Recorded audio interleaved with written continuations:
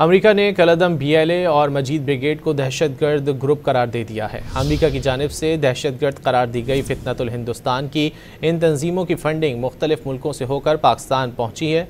अनकरीब in process के sponsors को भी दहशतगर्द करार दिया जाएगा।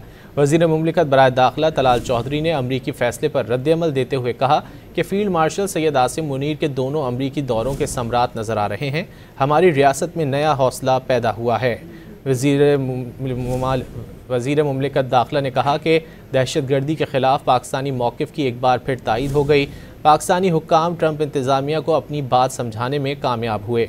डिप्टी वज़ीर आज़म इसहाक़ डार की एक दिन में दो बार बात होती रही। इसमें वज़ीर आज़म, वज़ीर ख़ारजा, वज़ीर ख़ज़ाना और वज़ीर दाखिला का किरदार भी अहम है। मज़ीद कहा कि अमरीकी सदर ट्रंप 30 से 35 बार बता चुके हैं कि इंडिया के जहाज़ गिरे हैं। तलाल चौधरी के मुताबिक इंडिया पहले जंग हारा और अब उनका बयानिया भी हार गया।